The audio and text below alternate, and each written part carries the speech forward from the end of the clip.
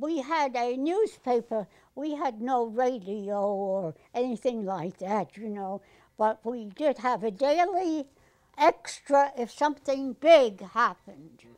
And this day there was extra, extra, extra, and it was that the General Slocum was on fire.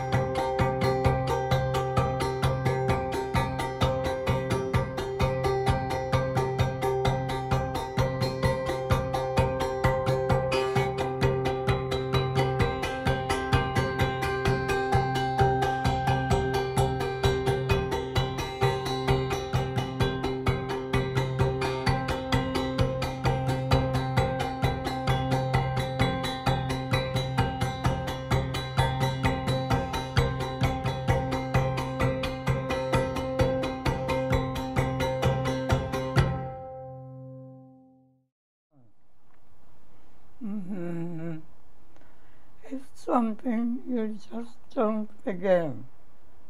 If I close my eyes, I can see the whole thing. It's horrible. This was a very defining moment in my grandmother's life, and that for her, it was a loss that would be with her forever.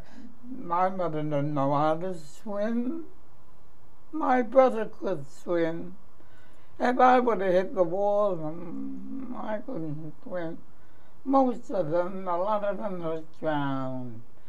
There's another woman surviving. She was 8 months old.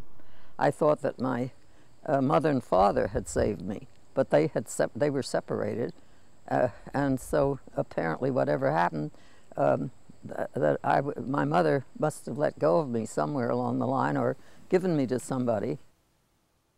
Catherine Connolly and Adela Wotherspoon are the only living survivors of the General Slocum disaster, the burning and sinking of the steamboat General Slocum in the East River on June 15, 1904. This tragedy, which claimed the lives of more than 1,000 New Yorkers, mostly women and children on a Sunday school picnic, was until September 11, 2001, the worst disaster in New York City's history. This incident was largely forgotten by the end of the 20th century, but it had a very dramatic effect on the development of New York City, especially the ethnic communities of the Lower East Side. And when it occurred, it completely stunned and horrified the entire world.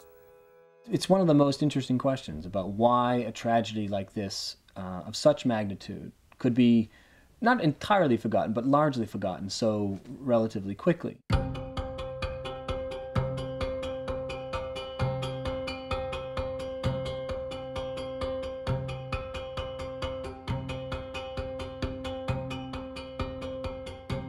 New York in 1904 was probably at one of its most interesting moments. I mean, it really was the empire city. 6 years earlier in 1898, the city had consolidated 3.5 million people, the largest city in the United States. By the late 19th century, it's the second largest city in the world. And it's unlike any other city in the world. So it's a little smaller than London, but much more overwhelming than London in the sense there's much greater population diversity, much greater population density than London, which is really a low-rise city. In New York, and especially in lower Manhattan below 14th Street, this is a city unlike any that the world had ever seen. In the early years of the 20th century, it's without question the highest point of American immigration. 1907 is the greatest single year, but 1903, 1904 are each record-setting years, new immigrants coming to New York, and they're finding that there are already large immigrant enclaves here to begin with. Well, the victims of the General Slocum disaster came from largely from Kleinedeuscthland, which was an enormous German ethnic community on the Lower East Side of New York. It was a very vibrant community. It was actually the third largest German-speaking community in the world at one time in the late 19th century. It was a community that was completely devastated by the Slocum disaster. You know, Germans in some ways are the largest ethnic group in the United States, certainly at the turn of the century. It's almost impossible to overstate the German influence on American immigration patterns. And they had a very substantial presence in New York, but very cohesive, very proud of their German heritage. and rather successful in the American environment. The Lower East Side was called then Kleinedeuscthland, and that was the area bounded on the north by 14th Street. Avenue A was known as Deutsch Broadway. It was a street where you'd find a lot of beer halls and delicatessens, grocery stores, and an area really, in fact, where you could walk many blocks without hearing any English spoken at all. The Germans are still very, very tangible in the Lower East Side. The German theaters on 4th Street, the St. Mark's Polyclinic, and of course there were also all the social halls that doubled as meeting places of various sorts. Webster Hall, the Valhalla, a number of them like that had their origins in the German community. The heart of the German community was the St. Mark's Lutheran Church on East 6th Street. It was a very important social institution in the community. The head of it was a man named Reverend George Haas. He was a Princeton graduate. He'd been there since 1882, and sort of emulating a lot of the settlement houses in the neighborhood. He focused on educational and social and family programs. So this was really an important anchor in the neighborhood. Here in a strange and overpowering and almost scary city because of its crowds and its density and its competition, the church was a kind of refuge. There it was sort of a social center, even before we had basketball leagues and swimming pools as part of churches. But it was a social center in a different sense. It was where you met not just co-religionists, but people who shared a language, who shared a culture. And in the case of St. Mark's, the Sunday school was a big program, several hundred children taking Sunday school classes, and it had become an annual ritual that at the end of the year they would have a outing of some sort to sort of celebrate the close of the year, a job well done. Summer is right around the corner, and so in 1904 they had prepared for their 17th annual outing, and over the years it had gotten more and more elaborate. By 1904 they were actually chartering a steamboat, heading out to Long Island Sound to a picnic area. It was an event that people looked forward to all year long. To take a day's excursion, to catch it somewhere in the morning, to head up the river, either up the East River and out toward Long Island Sound, or many would go up the Hudson River toward Bear Mountain. People forget that New York is a beautiful region. We think of the crowded city, but I mean, Hudson River's gorgeous, Long Island Sound and Oyster Bay and the whole thing about the Great Gatsby, that's kind of the area where you're heading. So it was like going to Coney Island in a different sense. Coney Island is the lights and mechanical rides, but then the other possibility is to get on a ship and get on and ride for a while, and now you're free of the crowds, and then pretty soon you're heading away from the people, and you're heading to a little island or sandbar where you can maybe get off, and you're in nature. The Slocum was actually the fastest ship in the harbor when it was introduced in the early 1880s. The boat was named for a famous Civil War general, Henry Warner Slocum, who was also served Brooklyn as a U.S. congressman. General Slocum was very highly regarded and in fact was still alive when the boat was named for him. It was very popular, also a very opulent ship. It had several bars and restaurants. It was often used as kind of a floating grandstand actually for yacht races they would hold off the coast of New Jersey. By the early 1900s, the boat's glamour had faded a little bit. It had been used so much, it had kind of fallen in stature a bit, although its silhouette was very well known to all New Yorkers who would see it from the shore. So it remained a boat that everybody more or less knew about. You can imagine the excitement of a dock full of immigrants waiting to go on a summer's excursion, seeing this enormous steamboat coming upriver, its flags flying, band playing, smoke billowing out of the stacks. It was very exciting, really.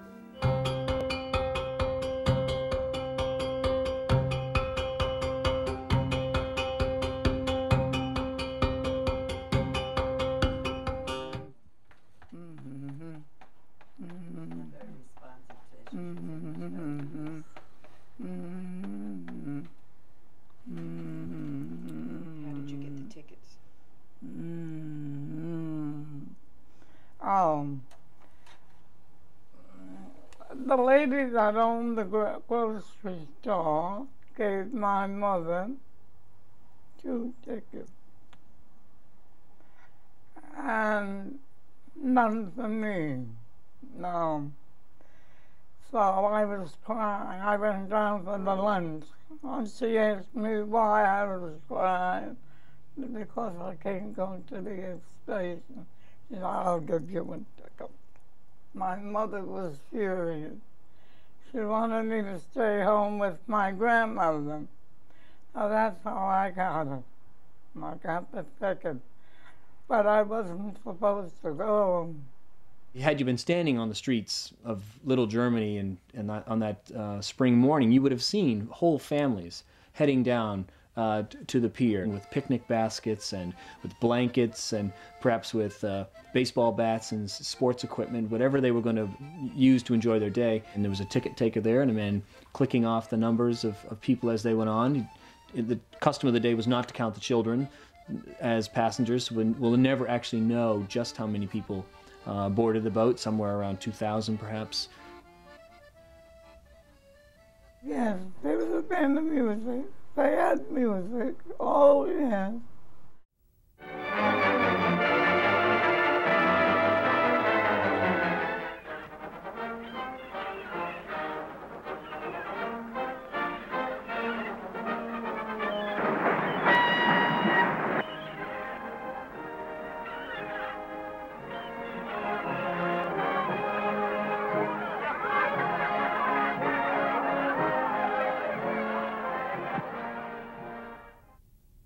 I think it was Locust Valley we were going, and we would have been home by 4 o'clock. The General Slocum departed from the East 3rd Street Pier in the East River, backed out under the Williamsburg Bridge and headed up what was known as the West Channel on the west side of Blackwell's Island. We know it as Roosevelt Island. It then headed up into Hell Gate, which is an infamous navigational hazard in the East River. It gets this way because there are two tides, one from Long Island Sound, one from upper New York Bay.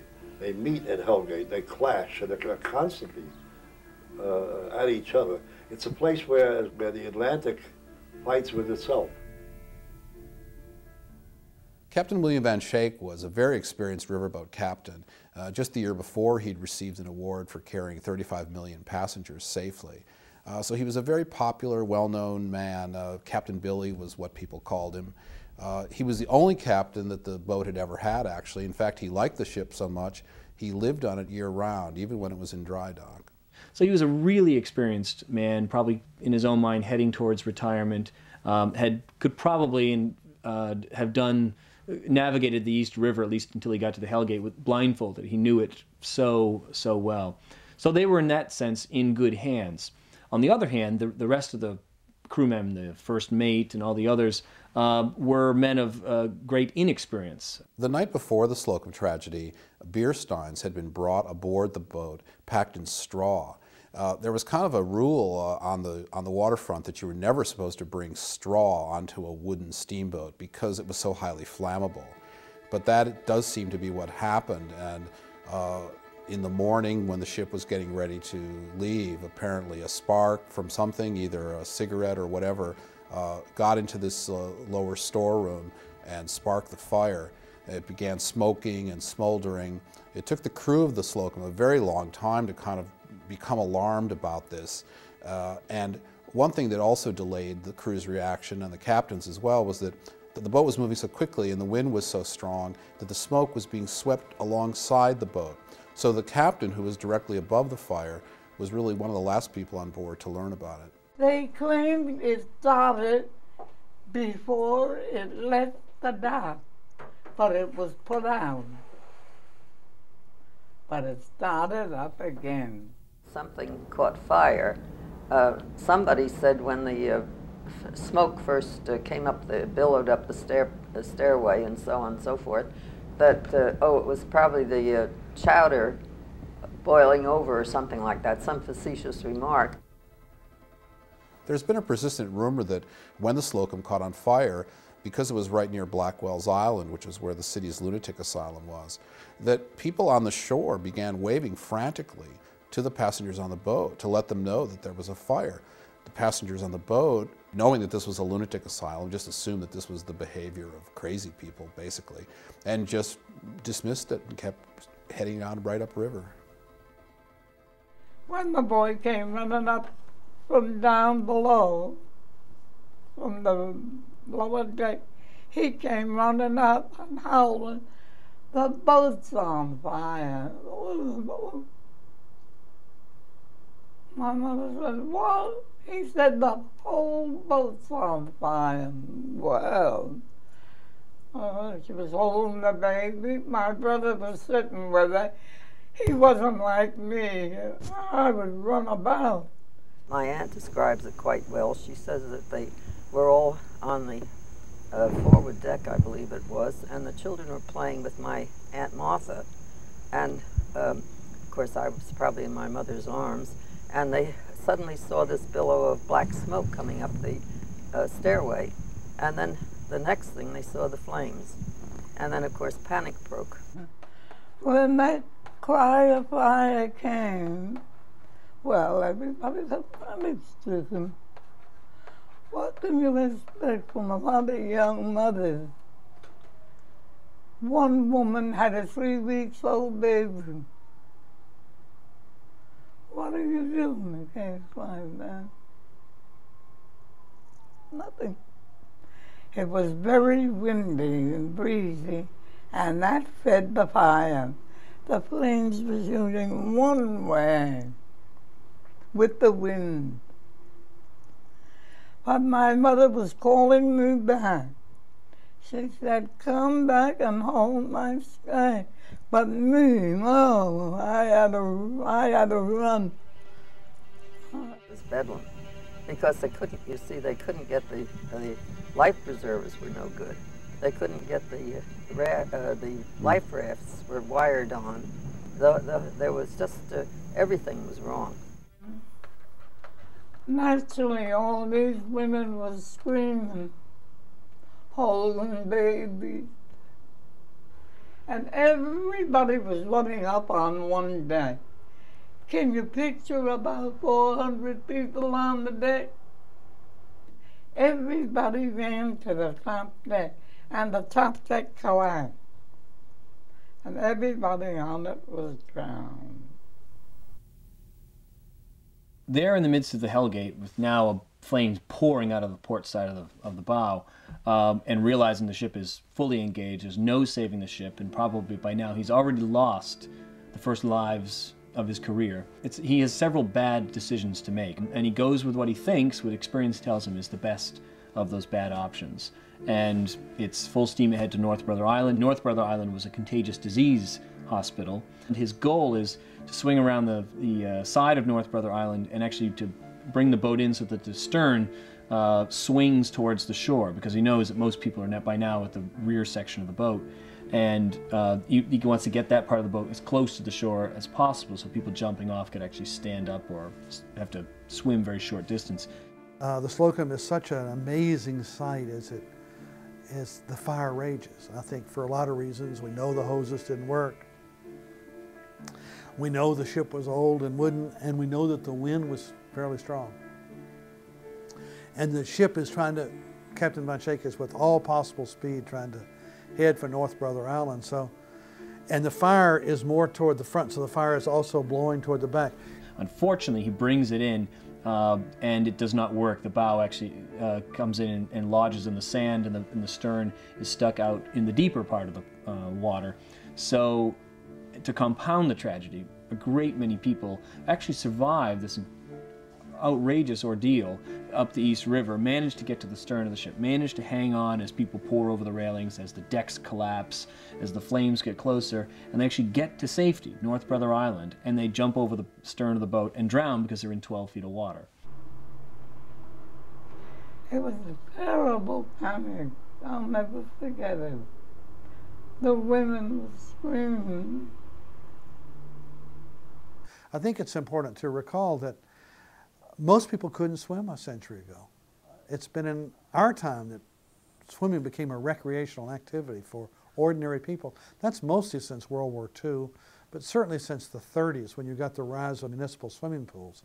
At the turn of the century, maybe 1 person out of 20 could swim. Most people who died on the Slocum died of drowning. It was a fire, but the great majority of the deaths were actually from jumping into the river. And when people jump into the river, survivors describe one of the really awful phenomena that occurred was that people drowned each other. Everybody, I could see everybody in the water. And if you could swim, what good was it? Everybody was trying to hold on to one another. You know, people who could swim, their instincts were to go and help other people, to find their brothers and sisters, or just to help other people that were begging for someone to help them. And as soon as you approach a drowning person, their first reaction is to attack you because you look like an island to them. And this is what they teach lifeguards. Half of the Red Cross training program for lifeguards is how not to be drowned and how to extricate yourself from these death grips that people put on you.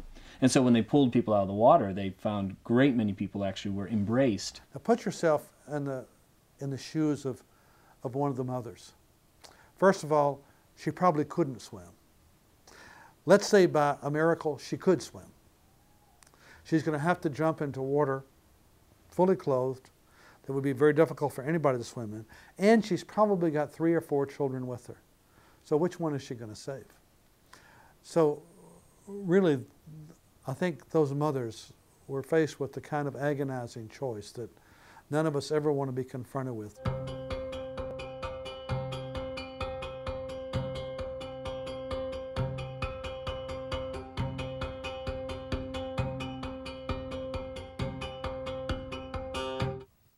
A couple of the factors that made the fire on the Slocum so deadly were that one, the crew was totally inexperienced and basically panicked and fled like everybody else when the fire started. Another important thing was that because the boat was made of wood, it was really like a giant tinderbox. It went up very quickly. The stairways acted almost as a kind of a chimneys, just like funneling this intense inferno up to the upper decks. So really, it happened very quickly. There was very little time for any heroics.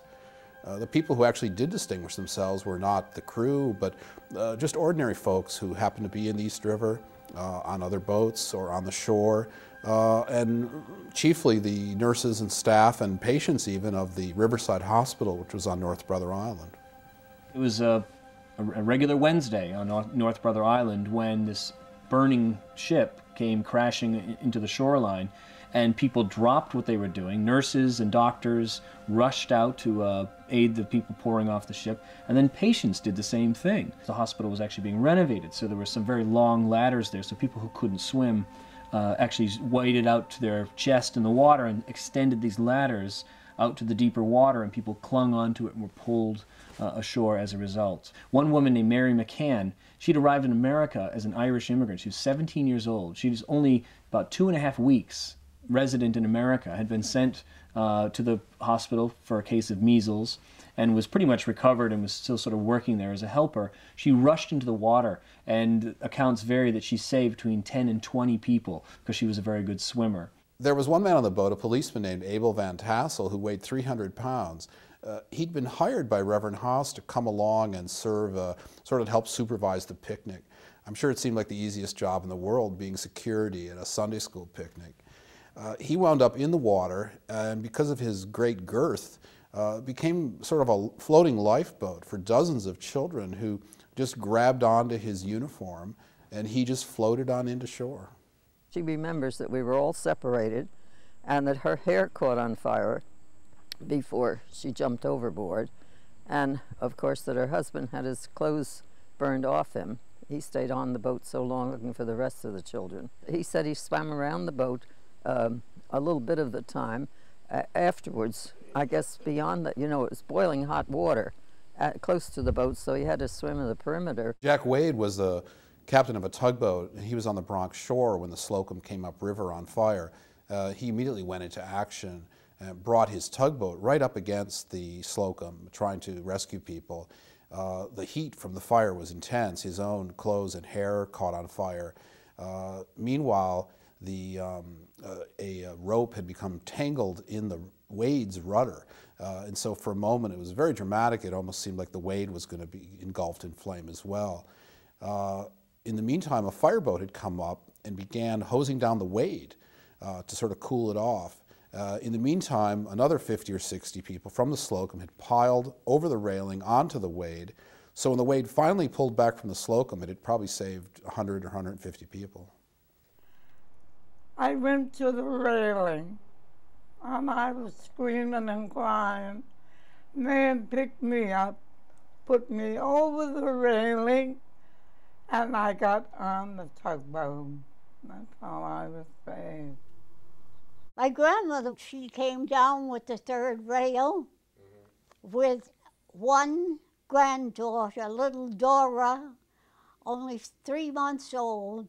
She took her with her into the water, but the group in the water was so large and panicky that someone pulled the baby away from her. 15 people from my family had been involved with the Slocum. Only 3 survived, and one of those was a policeman who came to the rescue, and he saw the ship come up all engulfed in smoke, and he couldn't tell which ship it was. He just knew it needed help. And just as he got to the paddle wheel, the smoke cleared for a moment, and he saw the name General Slocum, and he realized this was the ship that his wife and 3 daughters were on. That night, he identified his wife and 3 children in the morgue. Uncle Jack, he had a wife and 1 son, 9 months old. Well, they never lived. She was found in the paddle wheel. She was the only one who could swim, but she got in the paddle wheel and that was it.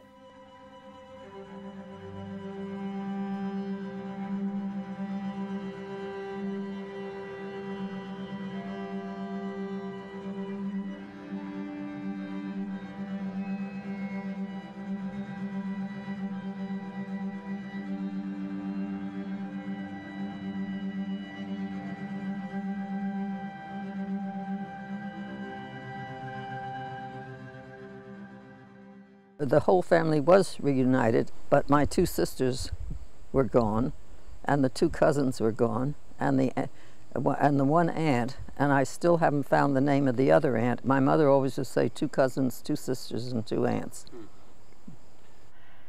I stayed in the hospital all day long, running around looking for him. So at 8 o'clock at night, 2 women came to claim a little boy. And she asked me where I lived, and I told her. And she said, if I leave you all the 14th Street elevator, will you find your way home? I said, yes. So at 9 o'clock I got home, and I ran from 14th Street and First Avenue to 15th Street and Avenue A, and up 3 flights of stairs. The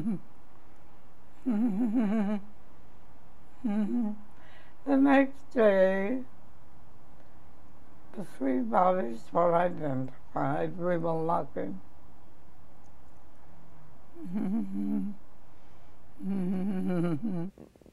Fathers who were at work wouldn't know anything about it until they came home and found that their whole family was wiped out. Many didn't know who survived and who didn't. So Pastor Haas's son had set up a central depot, so to speak, at the church, and all the reports would come into the church, so people would gather around the church for hours and days. And then reports would come from the morgues. There were 156 funerals on one day. The funeral parlors could not handle the multitude of deaths. There were not enough coffins. It's said that in the funeral procession, every single hearse in the city was used. And certainly the effect on the German community, the downtown German community, was overwhelming because every family lost members. And some families were lost almost in toto.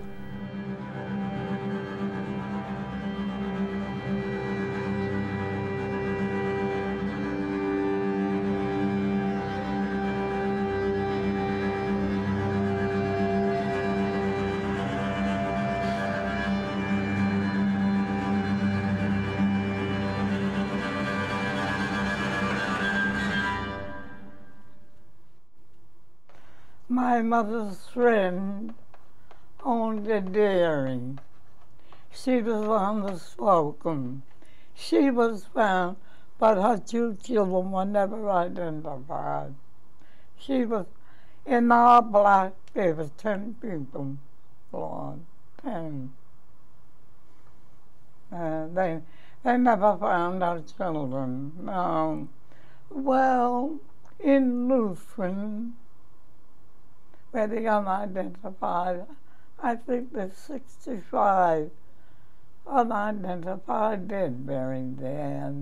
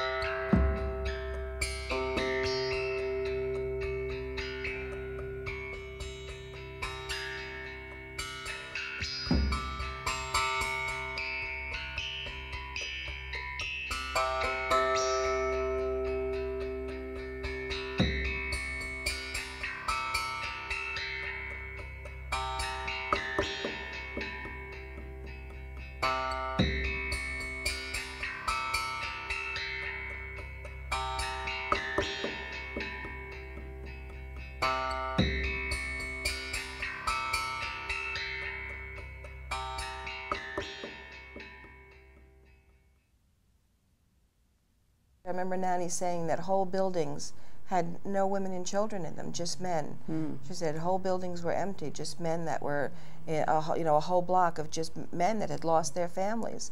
So that it was just devastating to walk down that block and look at all these buildings and know that all the children that played there and all were gone. Yeah, she always talks about all the crepes that were outside the doors of the buildings. They didn't have room to hang them all, because there were so many people lost from one particular building. We spent over a year looking for people, checking addresses and so forth, with the help of the police department, who incidentally started a new bureau called the Missing Persons Bureau. And then another very sad thing was there were suicides. People who lost their entire family, a father coming home and finding his entire family dead. There were many people jumped off the pier at 26th Street.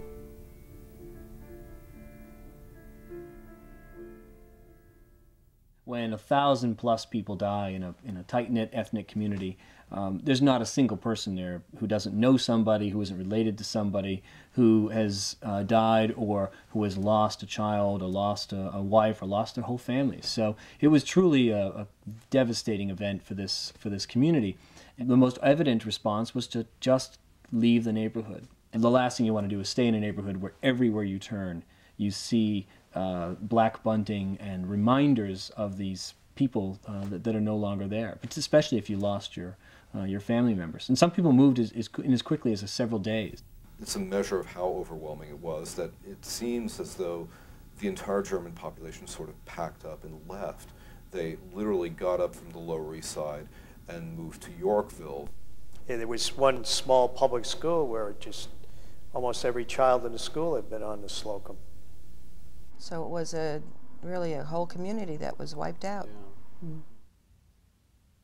The city had to immediately go into crisis mode. I mean, if not that anybody knew exactly how to do that, but the mayor at the time was Mayor George McClellan, the son of the infamous Civil War general.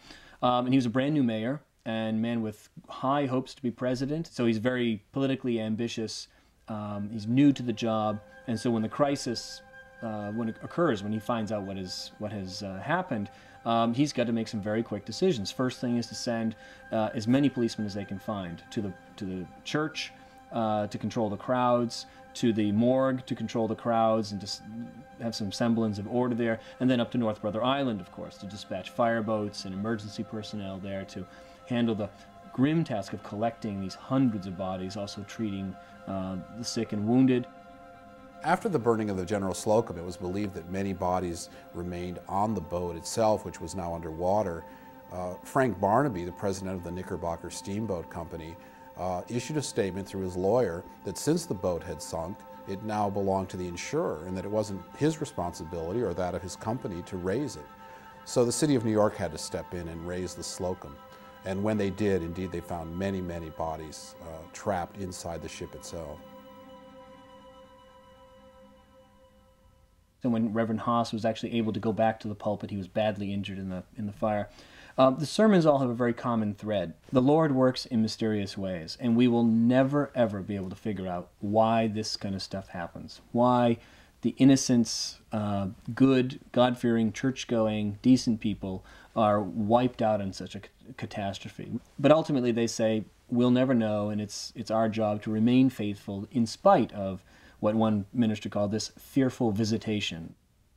If anyone said, isn't it remarkable that you were saved, she'd say, Herrgott, God. The immediate reaction was of great sorrow and mourning. I believe later, when there was an investigation, there was a very large amount of bitterness toward this whole system that had been deceiving the public in that time. And then the other thing they do harp on is this was not an act of God, this was an act of human beings, of greed, of negligence. God works in mysterious ways, but human beings work in very clear ways, which is the Knickerbocker Steamship Company was greedy, cut back on safety measures, had rotten life jackets, hired inexperienced, underpaid crewmen to operate the ship so they could save some money and make greater profits, and the result was well over 1,000 people being killed. All the equipment, I mean like the lifeboat, fire, were all no good. The boat should have been condemned, but like that, I guess there was money behind it, like everything else. The next step, of course, is to find out why this happened and to begin to conduct an investigation. So the coroner's office is charged with finding out just what happened, who was culpable, and they begin to gather evidence. And within days, in a speed that would astonish us in our day, they begin to hold hearings. The steamboat company tried to show that its captain and crew had done everything they could to save the passengers on the Slocum, and that all safety measures had been in place and that fire drills had been held regularly. The DA, a man named Francis Garvin, very successfully showed that this was completely false, that the safety equipment was not in good shape, there had been no fire drills, and really the crew and the captain had not the first idea how to go about saving these hundreds of passengers. He was able to show that some of the equipment that would have been used to fight a fire, such as the standpipe, had not been employed at all. My mother and father were both subpoenaed for the trial, of course, and there's a wonderful picture in one of those scrapbooks of my mother holding me on her lap. Initially, the initial indictments were the captain of the ship was indicted, Frank Barnaby, the president of the Knickerbocker Steamship Company, and Inspector Lundberg, who was the man back on May 5th, several weeks before the Slocum tragedy. He was the inspector who went on board the ship, did a tour of it, poked a few life jackets, asked a few questions, and gave the General Slocum, a ship that by any account was very unsafe, a passing grade. The life preservers were no good. They fell apart.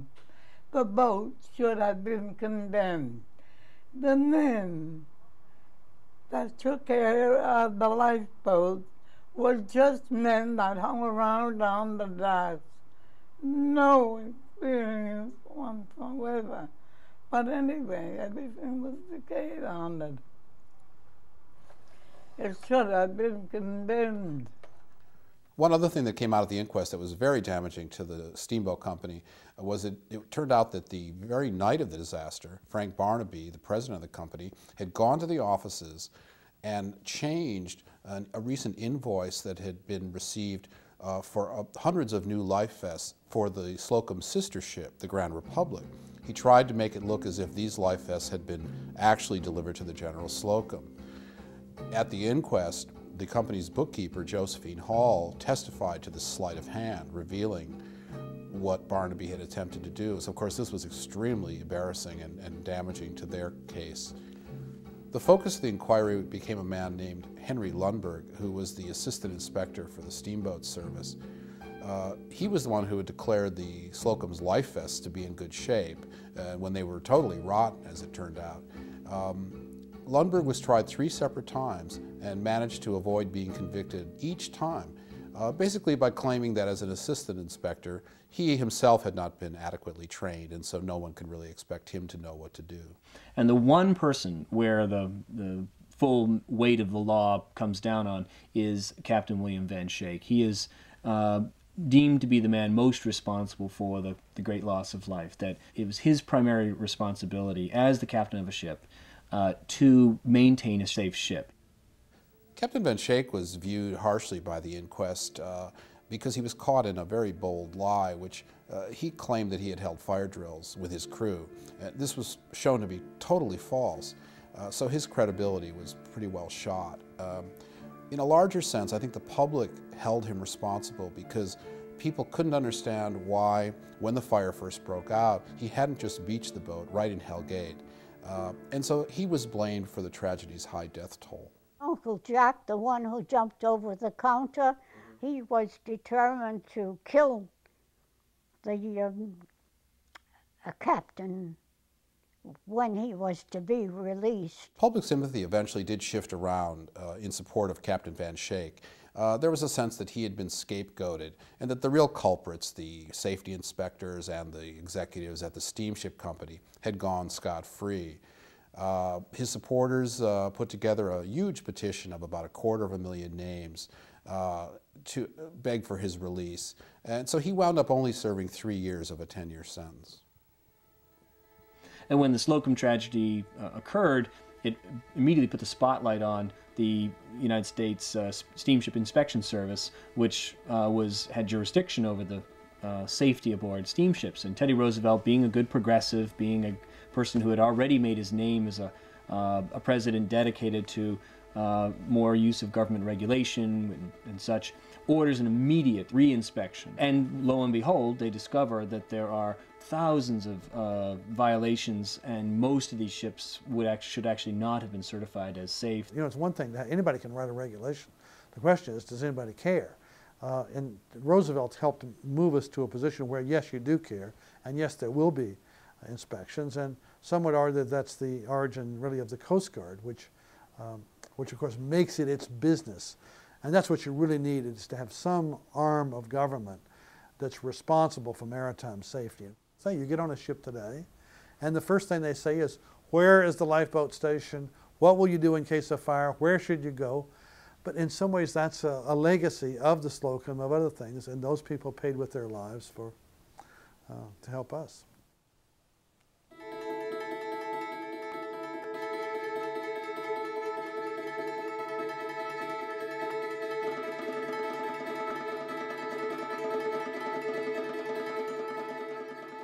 The Titanic, of course, always upset her, that the Titanic, because it was all rich people on that, and it was a big boat, and it was such a luxurious boat that that got more attention, whereas the Slocum was an excursion boat with women and children, and they weren't important enough that it will always be it'll be forgotten in time, whereas the Titanic will always be front page news. I think one of the enduring puzzles about the General Slocum is how it has receded from memory, how everyone knows about the Titanic, which was a little bit worse, and nobody, even in New York City, remembers the Slocum. And so I think history is interesting because of what we remember and what we don't remember. And if you ask contemporary New Yorkers, what's the big fire in New York City's history? They'll all, 9 out of 10 will say, it's the Triangle Shirtwaist Factory fire of March 1911, so it's relatively close in time frame. There's a lot of similarities. They're mostly immigrants, they're poor, it's the same story of greed. So why do we remember the Triangle Fire, and very few people remember the Slocum Fire. To some extent, it has to do with context, in the sense that the Triangle Fire was seen as a part of a larger labor struggle. And I think you could also add to that the fact that these are German Americans, and by 1914, Germany has taken on a sinister aspect in the minds of most Americans, certainly by 1917, when America goes to war against Germany. So Germans, by definition, become unsympathetic characters. So in part, I think what we see about the General Slocum disaster is something that's concentrated in one ethnic group. So it has a disproportionate effect on that ethnic group and on that neighborhood, not on the metropolitan region. And so it's sort of not felt as deeply, perhaps, as something else. The World Trade Center, which, by the way, proportionate to the metropolitan population, since there are 20 million people in the metropolitan region in 2001, with 3,000 casualties, and 4 million at most in 1900 with a little over 1,000 casualties. It's every bit as bad with the General Slocum as the World Trade Center. But the scope of the World Trade Center is so much bigger, in the sense that the victims come from 100 mile diameter. They come from dozens of neighborhoods and ethnic groups.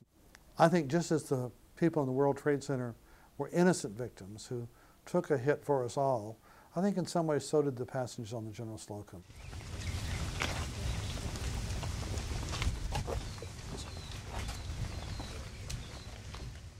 You do see over the years the annual commemorations on the 15th of June taking place with these survivors, and there are thousands of people that were directly connected to this tragedy. But by the 1930s and 1940s, the numbers begin to dwindle and it becomes a much smaller affair. But they never quite give up on commemorating this event.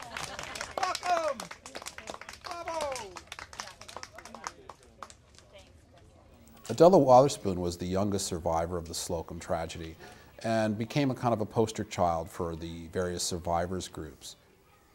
When she was 18 months old, she had the honor of unveiling the monument to the unidentified dead in Lutheran Cemetery in Queens, and subsequently, for about the next 100 years, has come to almost every annual commemoration ceremony for the victims of the General Slocum.